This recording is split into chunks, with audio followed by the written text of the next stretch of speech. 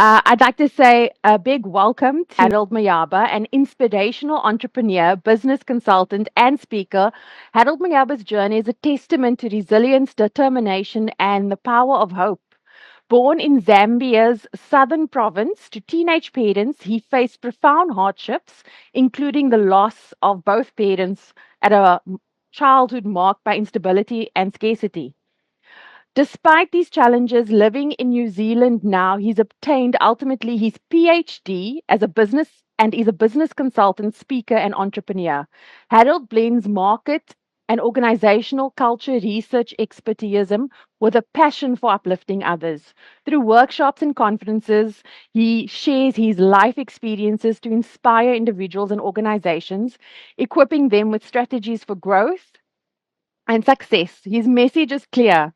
Setbacks are not the end, but stepping stones to greater achievements. Harold's signature saying is definitely unleash the lion within and let your roar be heard. Hello, Harold. Exactly. And thank you so much. Exactly. Thank you so much for agreeing for us to have this chat. So Harold and I met through mutual contacts, and obviously he knows I do software in businesses, and I know that he's a market consultant. And I asked him actually to write an article for the site, which you'll see, which is called How to Increase Sales. So I'm always talking about, business from the software side. And when I got his article, I thought it was so good. And we had to actually have a conversation about this just to expand a bit more on sort of what you're saying there. Yeah, and he agreed. And that's why we're having this talk today. So Yep. Harold, I mean, when I got your background, wow, it's inspiring. Can you tell me, like, what in your background sort of led to where you are today? Thank you for asking that question.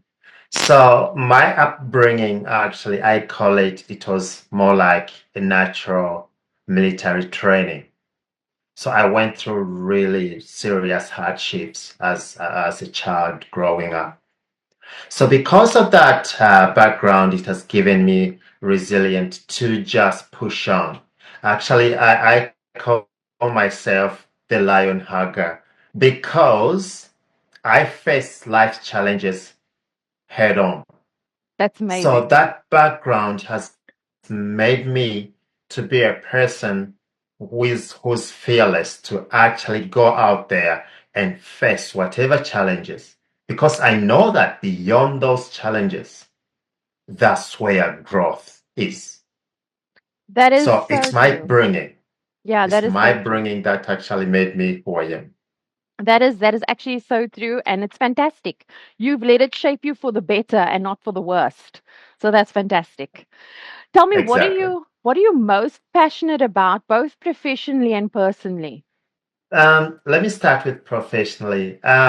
Professionally, I love to engage with people, to collaborate with other businesses, to just hear what they are doing.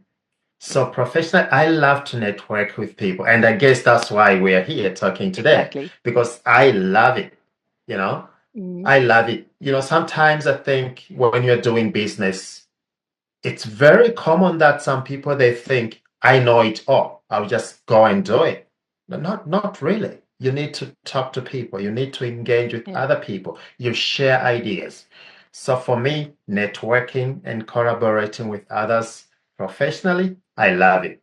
At a fantastic. personal level, I love to help people, especially young ones, especially those who are going through similar hardships like I Mm-hmm. went through when I was young. So I've got a passion to talk to people, young people, to show them the right direction to go, especially when it comes to the spirit of never give up. Life may be tough today, but Mm. there's always light at the end of the channel. I've got passion for that. That is so true. I mean, also now being an older person, I know that when you're young, you think the world is going to end. You can't see beyond that moment. So I think that Yep, with people sort of like yourself out there talking and inspiring them, it makes a difference, eh? To yeah. someone's life, and that's what you want. Thank you, Adel. That's so beautiful. I feel like I didn't know that about you. Um, okay, so the reason why we were chatting, and then like you said, your background has sort of forged you into who you are today, and obviously you want to help people, and you've translated that into a career for yourself in business. Love that. Um, in your article, and we work very much sort of with a similar kind of market, but in your article, you highlight the importance of understanding your customer.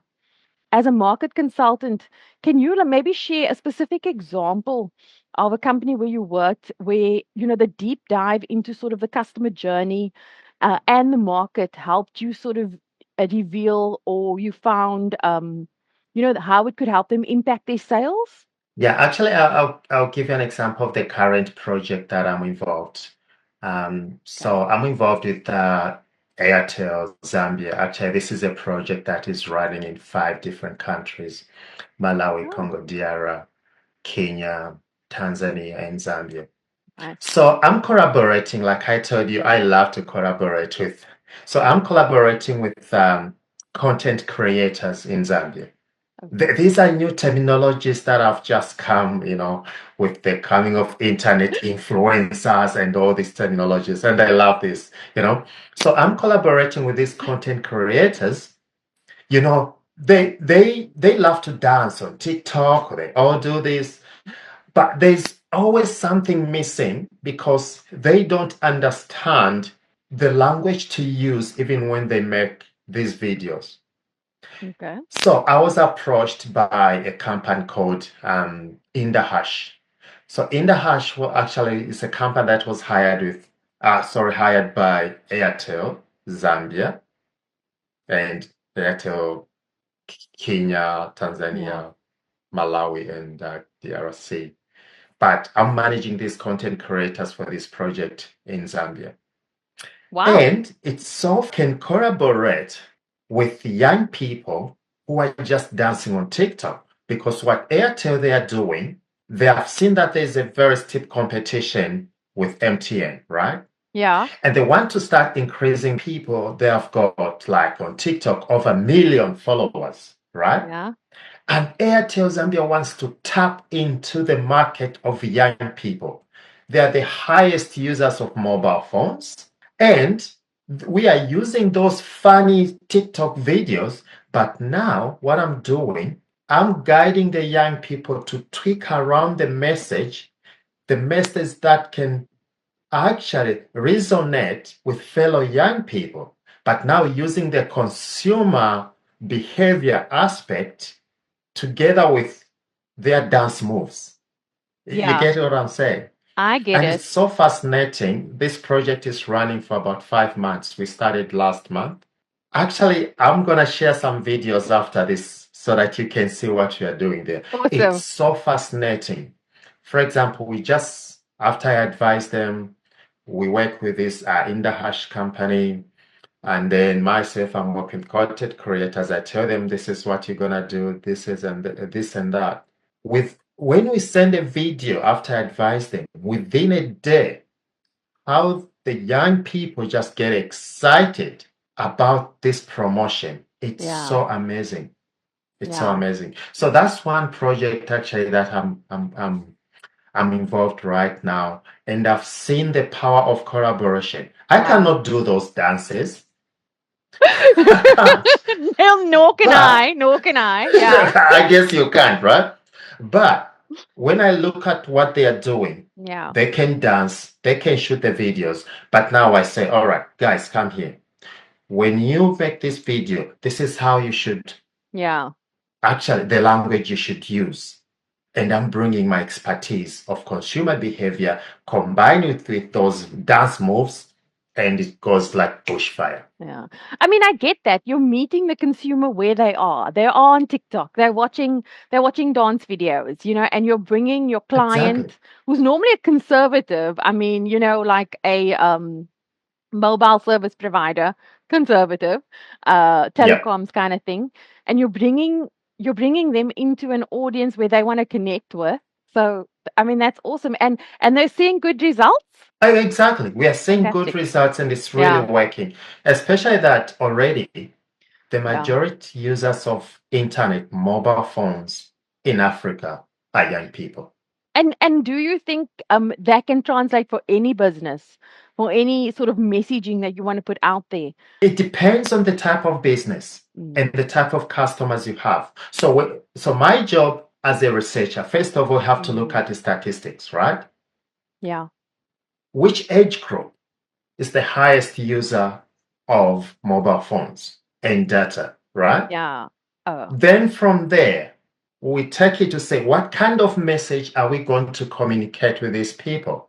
We're not going to use the traditional radio, television, advertisements. No, we are dealing with young people here who are yeah. the highest users of mobile phones and who buy a lot of data. Yeah. So we're going to send a message that is similar to what they love, what they do, their language, their daily language, Yeah. right? And that works. Yeah. Because I And mean, that's what sometimes businesses miss. yeah, because that audience, kids grow up like on YouTube now. They're growing up on a phone. They don't know what TV is. They grow up on the internet. Exactly. Yeah. Exactly. And So, especially radio. Radio is even gone. oh, has radio suffered so much in terms of that demographic, that age group now? Exactly. Radio Yeah. has suffered so Yeah, much. true, So, eh? for example, if you're trying to reach young people, pretty much you may be wasting your resources and time to put your advert on a radio station. How many listen to radio stations? The That's young people. They are not that there. that is very true. You don't exactly find young kids listening to radio. I mean, every child that I come across these days, anywhere between, I would even say zero, like one, to 20 these days. I mean, they're attached to a cell phone. And it's Yeah, YouTube, it's Discord, it's all those different sites that they're on now. Now, I know that many businesses struggle to sort of translate to market insights into actionable results, and yeah. actionable sales tactics. What do you think is the most common mistakes that you've seen companies make in this process so far? And how do they bridge the gaps better with sort of implementing a strategy better? Thank you for asking that question. There are so many mistakes that businesses make, but I just want to highlight one major one Mm, that I see. I think most businesses, when something is not going well, when their sales are low, they're always looking at the consumers. Oh, mm, the consumers are not buying from us. And then they come up with all these strategies of blasting advertisements, all the promotions, investing a lot of money. Sometimes we need to look inside. Let me give an example. Nowadays, if I'm to buy an item from eBay or Alibaba, mm. right? As a consumer, by the time I click the button, send, buy now, I'm already looking at when is this item going to arrive on my doorstep, right? This is the modern consumer. Now, some companies, for example, when they receive an email or an inquiry from a consumer, maybe they take 3, 4 days before they get back to that consumer. That person is gone. He's gone. Things are moving so fast, and we want to receive results now. And that's the consumer of the 21st century. A consumer of the 21st century, they don't have time to waste. Click the button, and they want to hear from you. So if your culture as a business is getting to your consumers who are inquiring about your product 4, 5 days later down the line, you are wasting money when you start advertising or sending all these promotions to your consumers. The problem is an internal problem that you have to deal with. This So is people sometimes they don't align those culture, the operational uh, gaps that is yeah. there. They are always thinking something far away. Meanwhile, everything is internal. That's one thing I've seen. And that exact point is actually why I'm talking to you, because when I thought about it and I saw your article and what you're focusing on as a point that we don't normally look at, people look externally in the business firstly. Am I on this? Am I doing that? Am I marketing here? Am I sponsoring there? But in the reality is when you actually ask for service, you do want it instantly. instantaneously. For Yeah. example, myself, instead of going into a shop and physically picking the goods off the shelf and then waiting in a line to pay, I actually prefer just to pick the goods online and have it delivered. It's the Yeah. smoothest process ever. And exactly what you said, you see it coming through right there and there. Because when I walk into a shop and I even try and look for somebody to help me, they're either not there or they're missing. I don't know about New Zealand where you are, but Cape Town, South Africa, definitely we have a service problem, an in-person service problem. Yeah. And also if you mail a company, that take a few days to get back to you. It's and then you're right, it's organizational culture that can cost a lot of people their sales, not necessarily what they're doing outside. And I mean, so with today's sort of changing environment, because there's a lot of factors now that also impact us. It's AI, it's Yeah. environmental factors, it's political factors, it's culture, it's fashion. The traditional sales tactics are often insufficient. What practical advice would you give us um, in our business as business professionals to actually help us increase our sales, taking into account these culture factors that we would be looking at as well? Thank you for asking that question. Actually, about an hour ago, I had a meeting with one of the content creators. I told you I'm working with content Oh, creators back in Zambia. I was talking to this young man. He said, we're going to shoot videos. Can you just advise what we need to do?" Then I said, what is trending on the ground? What yeah. stories are people sharing? What is the gossip in the community? Then he said, why are you asking that? I said, use the gossip in the village, in the community, in the suburbs, and create your content around that.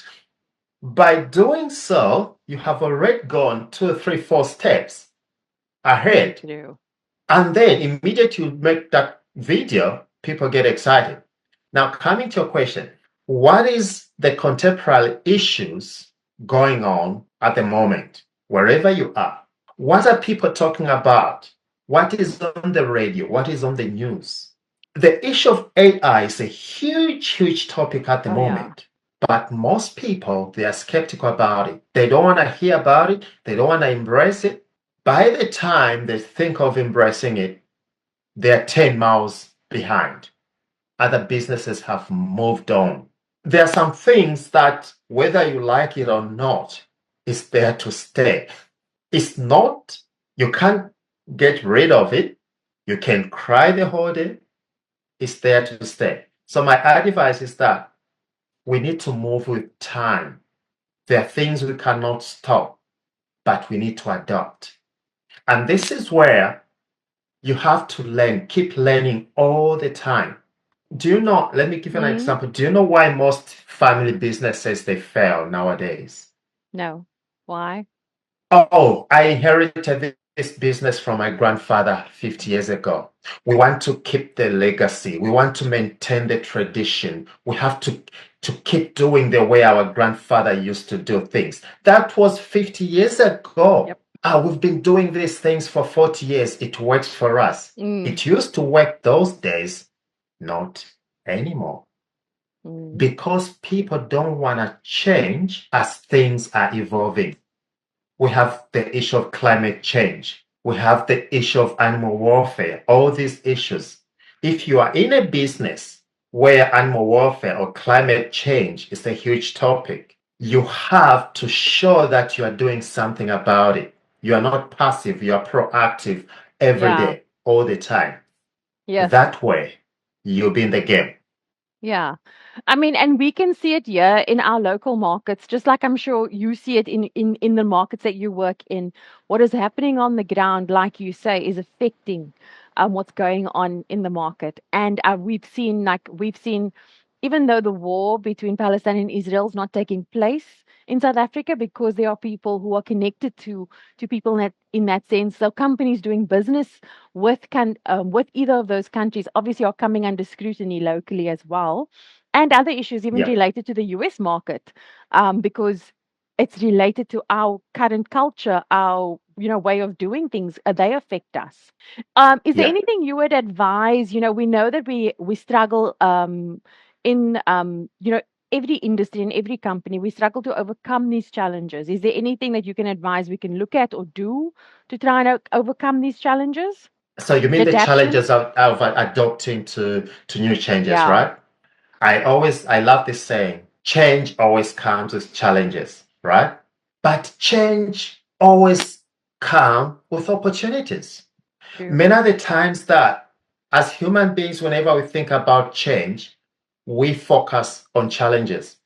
What about the opportunities? It's actually it's a package. You unwrap it, Yeah, there are challenges. That's what you see first, right? But keep digging down. That's where opportunities are. So you just have to go beyond the challenges for you to find the opportunities that are lying underneath. yeah. But the problem as businesses, as people, human beings, we dig a little bit on top, we find one challenge, I give up. I can't do it. Go deeper. My Yeah. advice is that yes, there are challenges, but what lies underneath those challenges are opportunities for you to grow. I'll give an example of AI. I'm a novice in this field.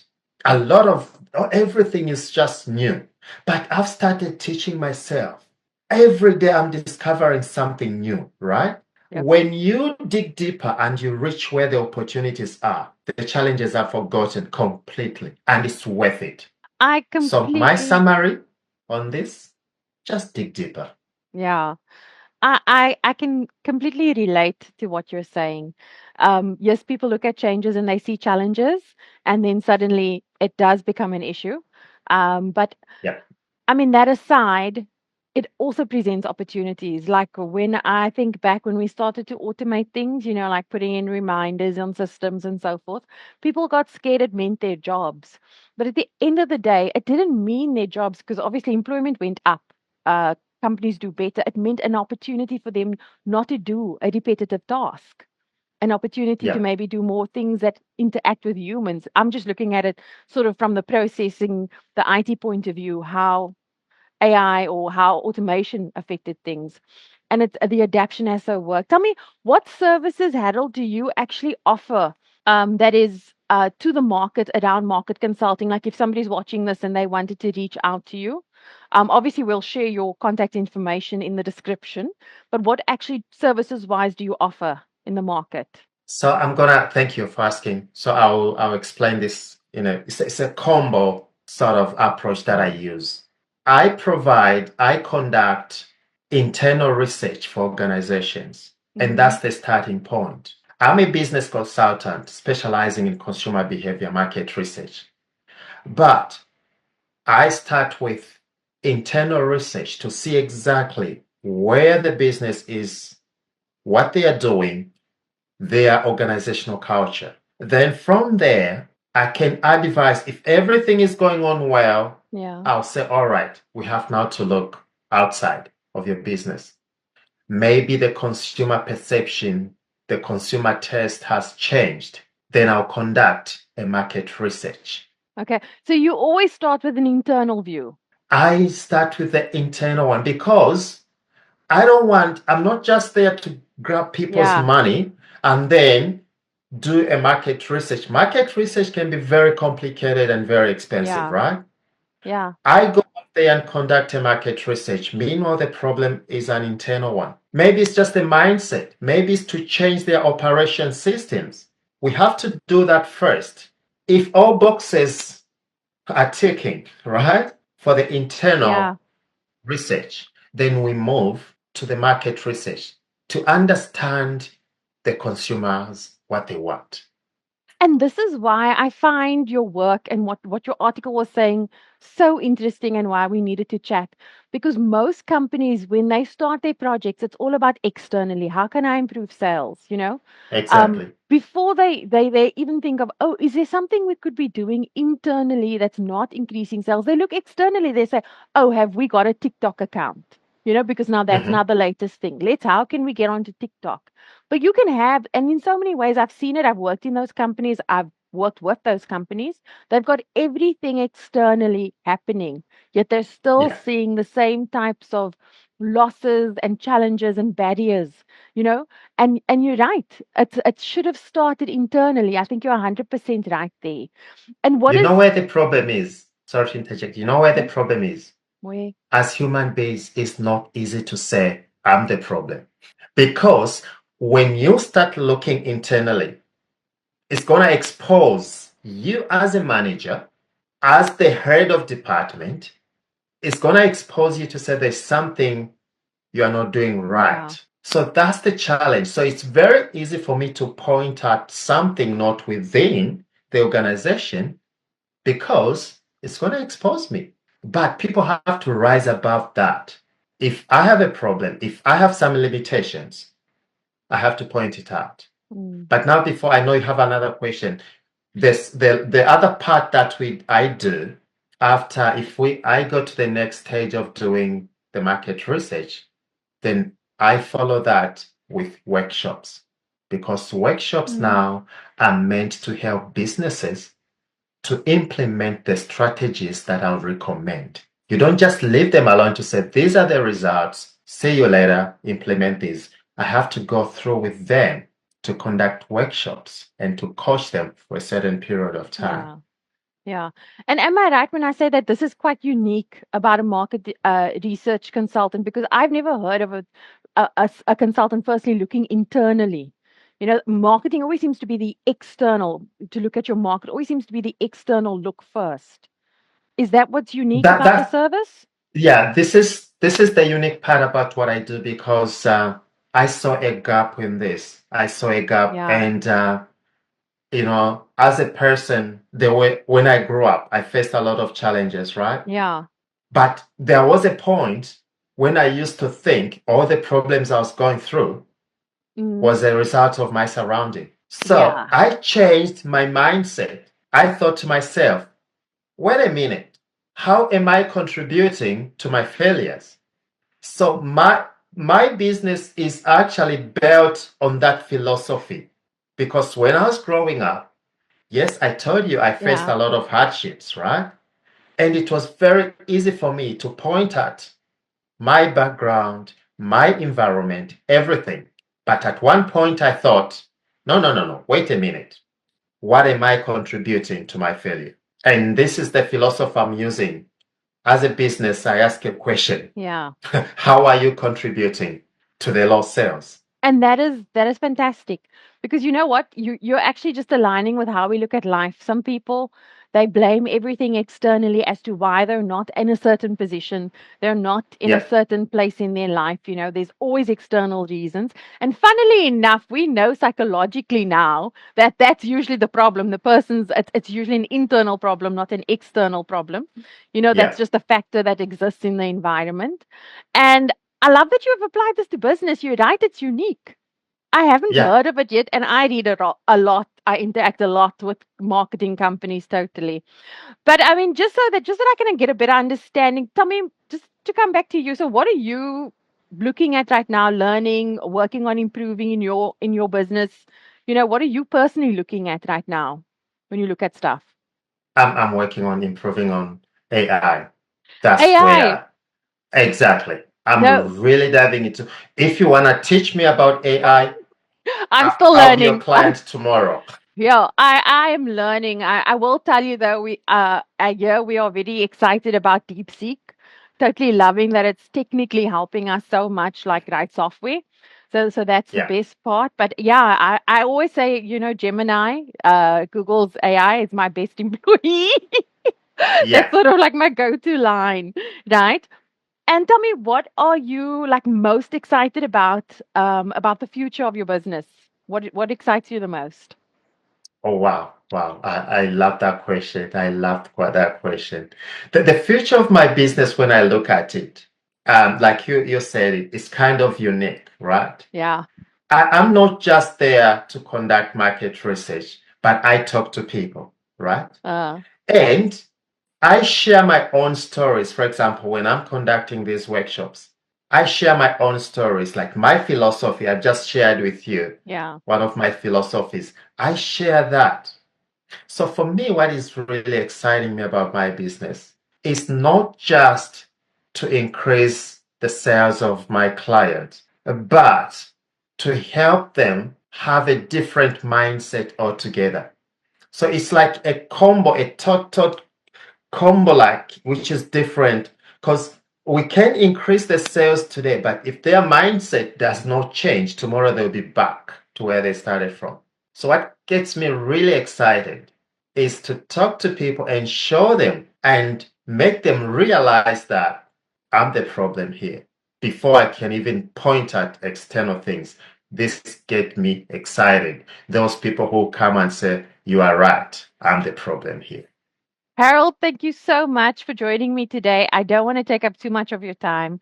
I'm going to put all of your details in the description so that people can get hold of you, consulting wise, because it's phenomenal what you do. It's definitely a very different, unique way of looking at marketing, of reaching your market and increasing sales. Is to firstly look internally at your organizational culture. So thank you very much for staying up late in New Zealand. So I'm going to put your contact information in this description, and obviously it's linked to your article because anybody out there that wants to contact you, reach out for your services. Is that okay with you? Yeah. Are you happy for That's me? that's fine with me. I'm Okay, happy that's to do it. perfect. Thank you. That's perfect. So, and thank you so much. Please keep us updated with what is happening on your projects and so forth from time to time. It's always a pleasure to chat with you. It's my pleasure to, and I'm looking forward to work with you in future again. Thank you. Thanks, Harold. Have a wonderful day.